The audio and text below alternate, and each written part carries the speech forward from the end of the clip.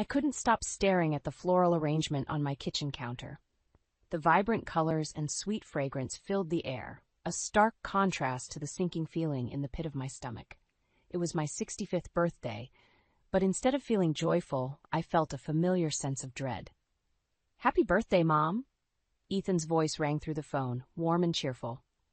"Rachel and I wanted to make sure you had something special to brighten up your day." "Thank you, honey," I replied, my voice strained. "It's beautiful. We're so sorry we couldn't be there in person, but we can't wait to see you at Mia's engagement party this weekend." As Ethan continued chatting, my gaze shifted to the other card lying on the counter, a simple envelope bearing Ryan's neat handwriting. Swallowing hard, I opened it to find a generic happy birthday message, signed by his wife Lila. I should have known better than to expect more. Later that evening, I mustered the courage to call Lila and thank her for the card, but the moment she answered, her condescending tone cut through me like a knife. "Hazel, darling," she drawled. "How lovely of you to call." "Thank you for the birthday card, Leela. That was very thoughtful of you." "Well, I certainly couldn't let the day go by unnoticed, could I?" she said with a forced laugh. "Although I must admit I'm surprised you're still around to celebrate another year." My heart sank. "Excuse me? You're a disgrace, Hazel. A junior high school dropout at a fancy party? You're an embarrassment to all of us." The words hit me like a slap in the face, and I felt the familiar sting of tears welling up. "What did you say?" "You heard me," she sneered. "You're a poor woman living on Social Security. I don't want anything to do with you." The line went dead and I was left clutching the phone, my body trembling with a mixture of anger and anguish. How could she be so cruel, and on my birthday, no less? But deep down, I knew this wasn't the first time Lila had belittled me. Her disdain for my humble upbringing and lack of formal education had been simmering for years, a constant source of tension within the family. As I sat alone in my modest home, surrounded by the trappings of a life well lived, I made a silent vow. This time, Lila had gone too far. I would no longer remain a silent spectator as she disrespected and humiliated me. It was time to take a stand and reclaim the dignity I deserved. The weekend of Mia's engagement party arrived, and I found myself standing in the lavish gardens of the family estate, surrounded by perfectly manicured hedges and meticulously arranged floral displays. It was a world far removed from my own, a stark reminder of the gulf that separated my life from that of my wealthy children. As I smoothed the fabric of my simple sundress, a sense of unease washed over me. I knew Lila would be in attendance, and the memory of her cruel words still stung like an open wound. "Hazel, darling," a familiar voice called out, dripping with false sweetness. "You made it." I turned to see Lila sauntering towards me, her designer gown hugging her slim figure in a way that seemed to mock my own modest attire. "Lila," I greeted her, forcing a polite smile. "You look lovely." Her eyes narrowed as she took in my appearance, her lips curling into a disdainful sneer. "Well, isn't that quaint?" Before I could respond, she continued, her words laced with venom. "Really, Hazel, you should have made more of an effort. This is a special occasion after all." I felt my cheeks flush with embarrassment, but I refused to let her see how deeply her words cut. "I'm sure Mia and her fiancé will be thrilled regardless of what I'm wearing." Lila let out a derisive laugh, drawing the attention of nearby guests. "Oh, Hazel, always so naive. Do you really think anyone cares about your presence here? You're nothing but a sad, uneducated relic from a bygone era." My hands balled into fists at my sides, but before I could respond, Ryan appeared, his expression dark. "Lila, that's enough," he said, his voice low and warning. But Lila was undeterred, her cruelty seemingly fueled by an insatiable need to humiliate me. "What's the matter, Ryan?" she taunted. "Can't handle the truth? Your mother is a disgrace, a poor excuse for a woman who couldn't even finish high school." The words hung in the air like a poisonous cloud, and I felt the weight of 1,000 judging eyes upon me. My vision blurred with tears, and I fought the urge to flee, not to escape the humiliation that threatened to consume me. But then a familiar voice cut through the tension, strong and unwavering. "That's enough, Lila," Ethan said, stepping forward with Rachel at his side. "You've gone too far." Lila's eyes widened, her mouth opening and closing like a fish gasping for air. But before she could respond, Ethan continued, his voice ringing out across the garden. You think you're so superior with your fancy job and designer clothes, he said, shaking his head. But the truth is, you're nothing but a bitter, insecure woman who has to tear others down to feel good about herself. A hush fell over the crowd as Ethan's words sank in, and I saw Lila's face contort with rage. How dare you, she spat, her composure crumbling. But Ethan wasn't finished. You want to know the real truth, Lila? This entire estate, everything you see around you, belongs to our mother. She's the one who made shrewd investments over the years, building a fortune that you could only dream of. Gasps rippled through the crowd, and I saw Lila's eyes widen in disbelief. You're lying, she hissed, but her voice wavered with uncertainty. Ethan shook his head, a small smile playing on his lips.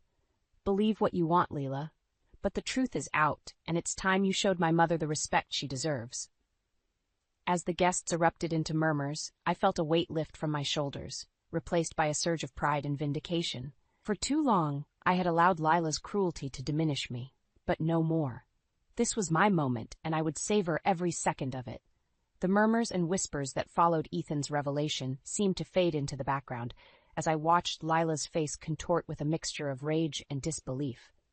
Her carefully cultivated mask of superiority had cracked, revealing the ugly truth beneath. You're lying, she spat, her eyes darting between Ethan and me. This is some kind of sick joke. But Ethan remained unfazed, his expression one of calm resolve. Believe what you want, Lila, but the truth is out there for anyone who cares to look. Lila opened her mouth to respond, but before she could utter a word, the sound of clinking glass filled the air.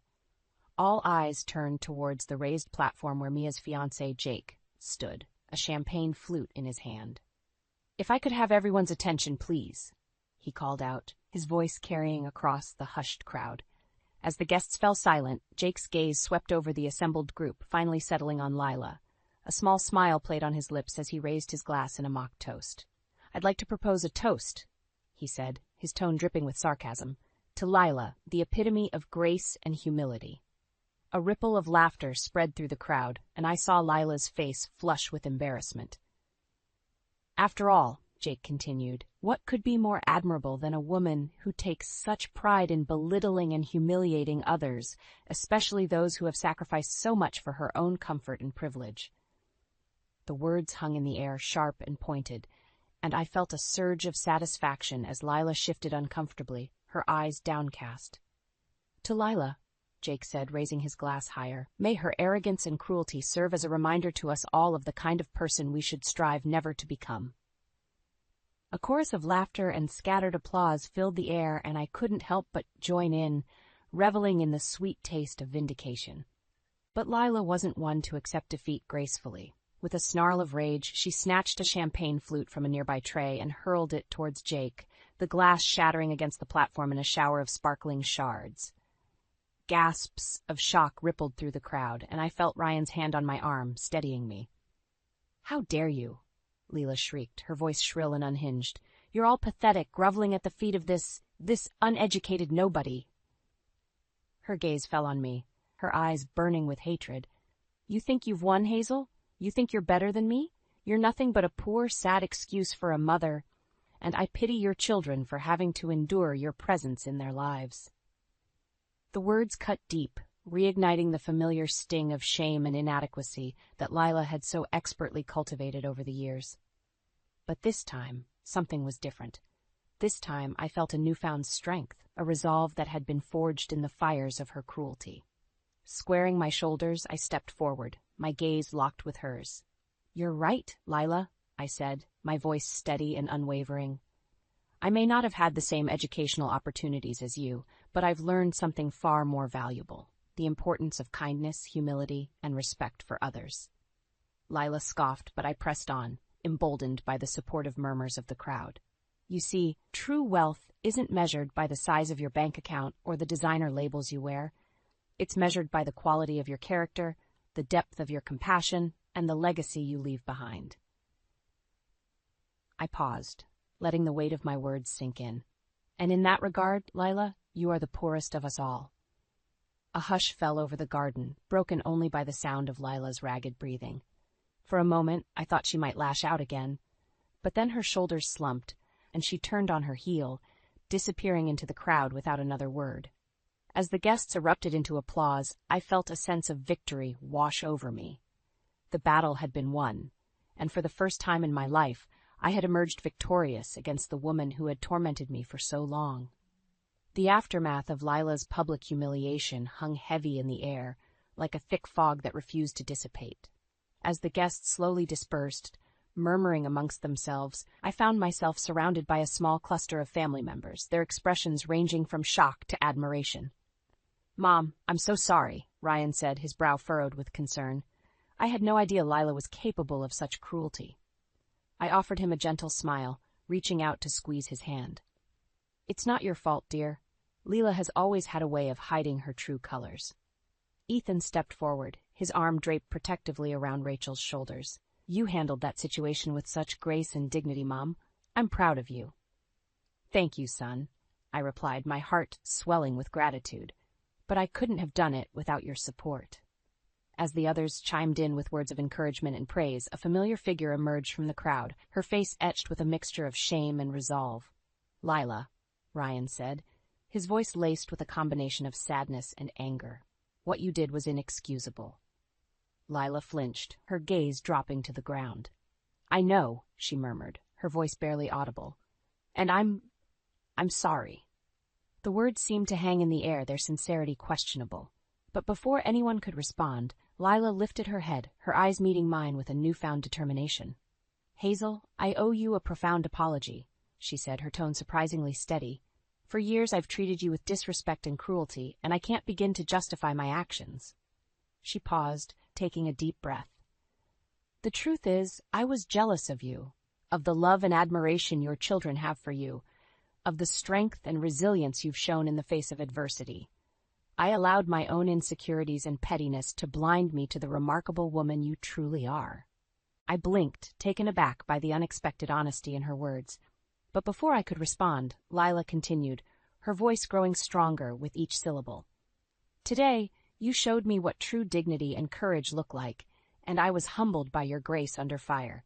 You are a far better person than I could ever hope to be, and for that, I am deeply sorry." A hush fell over our small group, the weight of Lila's admission hanging heavily in the air. I searched her eyes for any hint of deception, but found only a rawness and vulnerability that I had never seen before.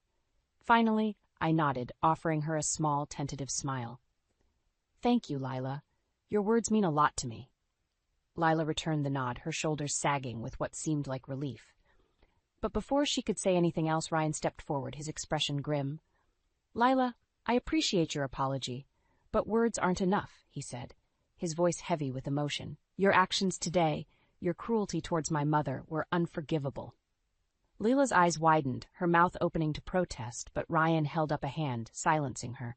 "I can't continue to stand by and watch you disrespect and humiliate the woman who brought me into this world, who sacrificed so much for our family," he said, his voice trembling slightly. "It's over, Lila. I'm filing for divorce." The words hung in the air like a death knell, and I saw Lila's face crumple, her carefully constructed facade finally shattering. Without another word, she turned and fled, disappearing into the gathering dusk. As the weight of Ryan's decision settled over us, I felt a strange mixture of sadness and relief. While a part of me mourned the dissolution of my son's marriage, a larger part couldn't help but feel vindicated, finally free from the toxic grip of Lila's cruelty.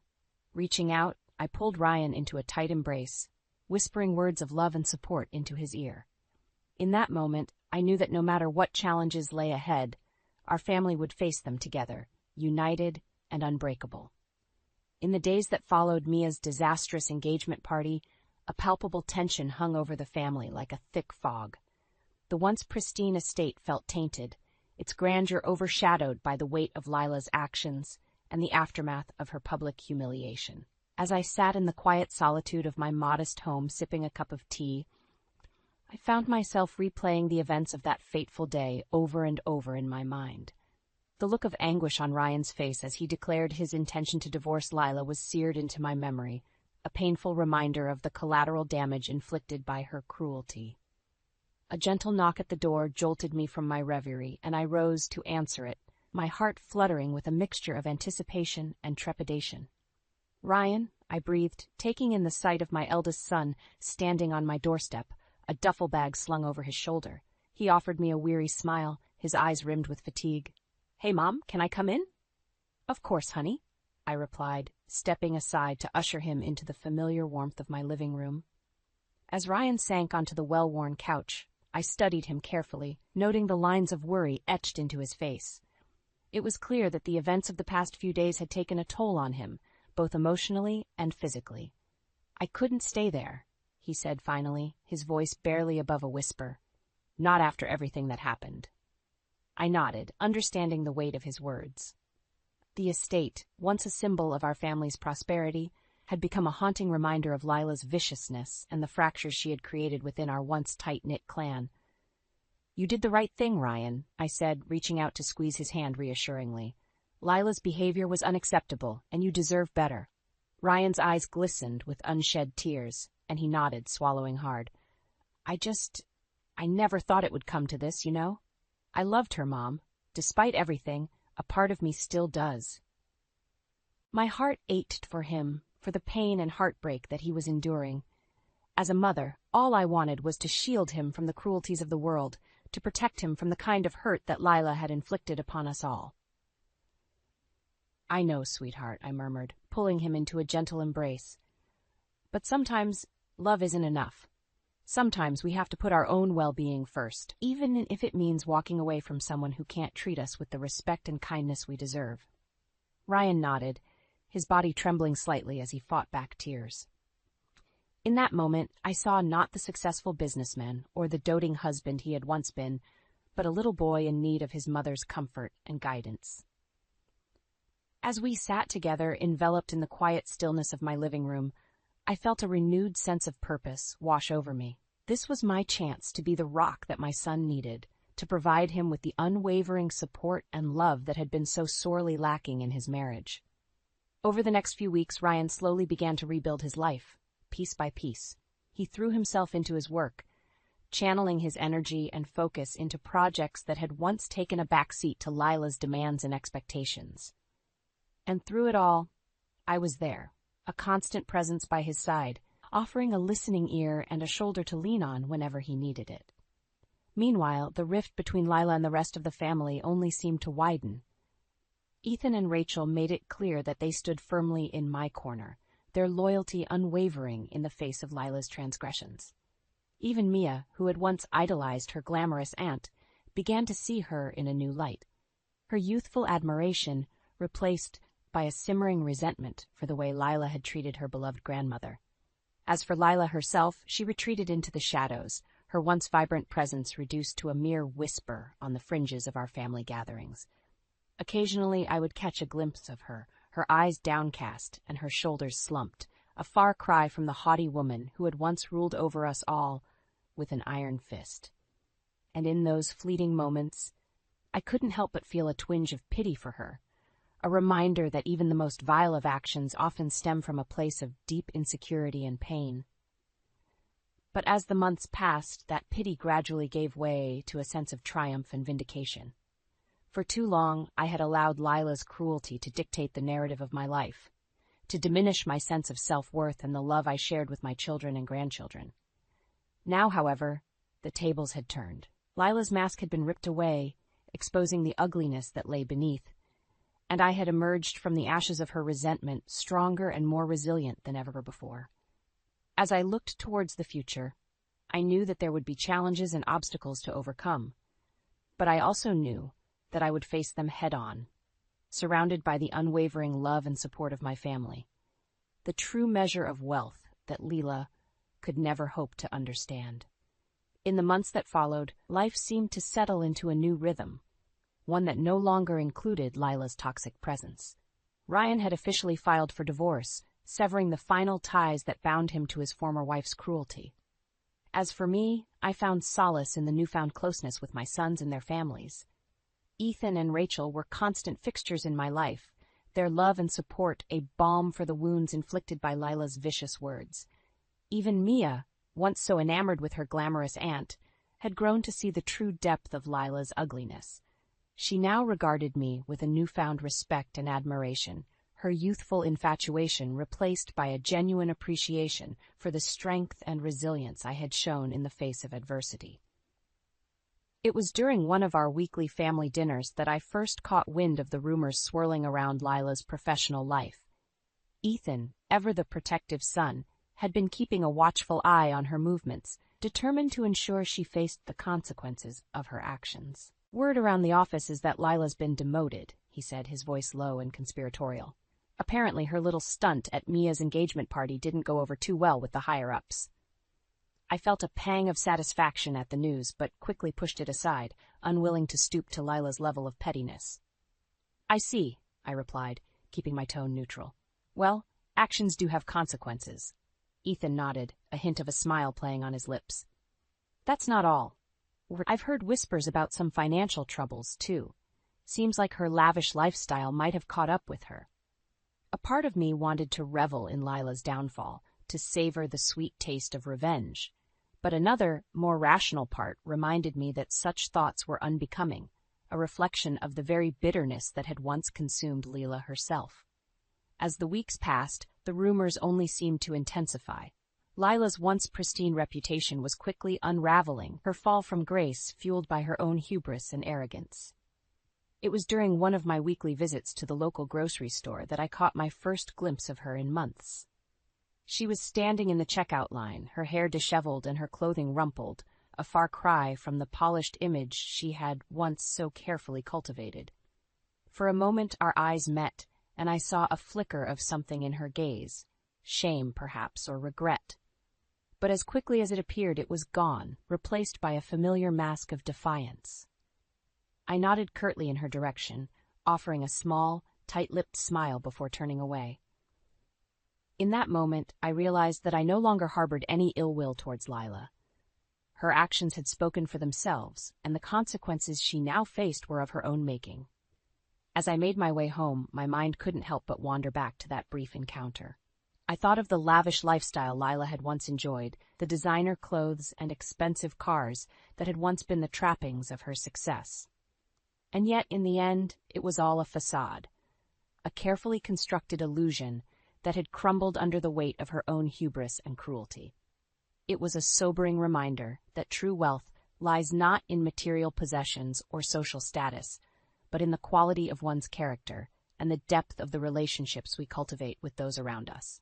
And as I reflected on the unwavering love and support of my family, I knew that in that regard I was truly the wealthiest woman of all. As the dust settled on the aftermath of Lila's downfall, a newfound sense of unity began to take root within our family. It was as if the toxic cloud that had once hung over us had finally dissipated, allowing us to breathe freely once more. It was during one of our weekly dinners that Ryan broached the subject of the family estate, the very symbol of Lila's cruelty and the catalyst for her public humiliation. "Mom," he said, his voice solemn yet resolute, "I think it's time we did something about the estate."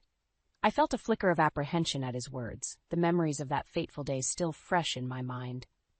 But before I could respond, Ryan continued, "For too long, we've allowed Lila's actions to cast a shadow over our family's legacy," he said, his gaze sweeping across the table to include Ethan, Rachel, and Mia. "That ends now." Ethan nodded, a look of understanding passing between the brothers. "What did you have in mind?" Ryan took a deep breath, his eyes meeting mine with a newfound determination. "I want to take over the management of the estate," he said firmly. "But not just for our own benefit. I want to restore it to its former glory, to honor the vision and hard work that you put into building it, Mom." I felt a lump form in my throat, my heart swelling with a mixture of pride and gratitude. For so long I had kept my role in the estate's creation a closely guarded secret, unwilling to draw attention to myself or risk incurring Lila's wrath. But now, with her influence finally broken, I felt a sense of liberation, a freedom to embrace the accomplishments that had once been overshadowed by her cruelty. "Ryan, I don't know what to say," I stammered, my voice thick with emotion. Ethan reached across the table, clasping my hand in his own. "Say yes, Mom," he urged gently. "You've sacrificed so much for this family, and it's time we honored that sacrifice in the way it deserves." I looked around the table, taking in the faces of my children and grandchild, faces that radiated with love and admiration. In that moment, I knew that my decision had already been made. "Yes," I said, my voice trembling slightly. "Yes, of course. Let's do this together as a family." A chorus of cheers and applause erupted around the table, and I felt a weight lift from my shoulders, replaced by a sense of purpose and determination. In the weeks that followed, Ryan threw himself into the task of restoring the estate to its former glory. He pored over financial records and blueprints, meticulously planning every aspect of the renovation and restoration process. And through it all, I was there by his side, offering guidance and insight, sharing the stories and memories that had once been silenced by Lila's cruelty. As the work progressed, a sense of excitement began to build within our family. Ethan and Rachel eagerly pitched in, lending their talents and energy to the project, while Mia reveled in the opportunity to be a part of something so deeply rooted in our family's history.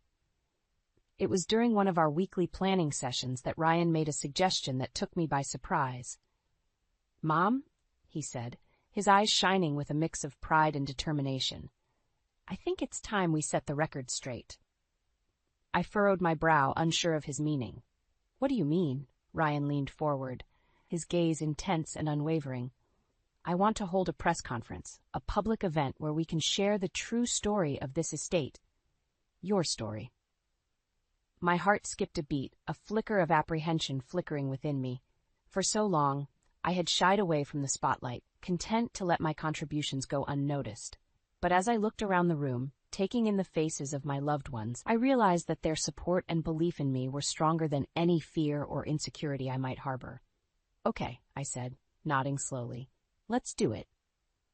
In the days leading up to the press conference, a flurry of activity consumed our lives. Ryan worked tirelessly to coordinate every detail, ensuring that the event would be a true celebration of our family's resilience and my legacy. And as the day finally arrived, I found myself standing behind a podium, surrounded by the familiar faces of my children and grandchild, their unwavering love and support, a constant source of strength. As the cameras flashed and the reporters eagerly scribbled notes, I took a deep breath and began to tell my story. The tale of a humble woman who had defied the odds, building a fortune through hard work, determination, and a keen eye for opportunity. With each word, I felt a weight lifting from my shoulders, the burden of secrecy and shame that had once weighed me down dissipating like a morning fog. And as I spoke, I couldn't help but steal glances at Ryan, Ethan, and the rest of my family, their faces beaming with pride and admiration. In that moment, I knew that no matter what challenges lay ahead, we would face them together, a united front, bound by the unbreakable bonds of love, respect, and a shared legacy that no amount of cruelty or jealousy could ever tarnish. The weeks leading up to my 66th birthday were a whirlwind of activity, as the family rallied together to plan a grand celebration, one that would not only honor the milestone, but also serve as a celebration of our newfound unity and the restoration of the family estate. As I stepped through the ornate gates that led onto the immaculately groomed grounds, I couldn't help but feel a sense of awe wash over me. The once neglected gardens had been meticulously tended to, bursting with vibrant blooms that seemed to radiate a newfound vibrancy. "Mom!" Mia's voice rang out, and I turned to see her hurrying towards me, her face alight with excitement. "You made it!" I chuckled, pulling her into a warm embrace. "Of course, sweetheart. I wouldn't miss this for the world." Mia beamed, taking my hand and leading me further onto the grounds. "Wait until you see what we've done with the place," she gushed. "It's like something out of a fairy tale." And indeed, as we rounded the corner, I was greeted by a sight that took my breath away. The vast lawn had been transformed into a veritable wonderland, with twinkling lights strung between the trees and elegant tables adorned with delicate floral arrangements. "Oh, Mia," I breathed, my eyes drinking in the beauty that surrounded me. "It's absolutely stunning." "We wanted to make sure your birthday was extra special this year," a familiar voice chimed in, and I turned to see Ethan and Rachel approaching, their arms laden with gifts. "After everything you've done for us, for this family, it's the least we could do," Rachel added, her warm smile mirroring the affection in her words. I felt a lump form in my throat, overwhelmed by the outpouring of love and appreciation. Before I could respond, however, the sound of laughter and music filled the air, drawing my attention to the gathering crowd of guests. As I made my way through the throng of well-wishers, exchanging hugs and accepting heartfelt congratulations, I couldn't help but marvel at the transformation that had taken place. Just a year ago, this very estate had been the site of such pain and turmoil, a battleground where Lila's cruelty had threatened to tear our family apart. But now, the air was filled with joy and celebration, the weight of the past lifted by the strength of our love and resilience. It was during the height of the festivities that Ryan took the stage, his face aglow with pride and affection. As he raised his glass in a toast, a hush fell over the crowd, all eyes fixed upon him. "To my incredible mother," he began, his voice ringing out clear and strong. "A woman whose strength, determination, and unwavering love have been the bedrock upon which our family has been built." A chorus of cheers and applause erupted, and I felt my cheeks flush with a mixture of humility and gratitude. "Today, we not only celebrate her birthday," Ryan continued, "but also the triumph of her spirit over adversity, and the legacy she has created for all of us to cherish and carry forward." His gaze swept over the assembled guests, lingering on each member of our family with a warmth that spoke volumes. "So raise your glasses, my friends, and join me in honoring the true matriarch of our family, a woman whose resilience, grace, and unwavering love have inspired us all." As the crowd erupted into a thunderous ovation, I felt tears of joy prick at the corners of my eyes. In that moment, all the pain and heartache of the past seemed to melt away, replaced by a profound sense of gratitude and contentment. Later, as the party wound down and the guests began to disperse, I found myself wandering the grounds, basking in the tranquility of the evening. It was then that Rachel approached, cradling a small bundle in her arms.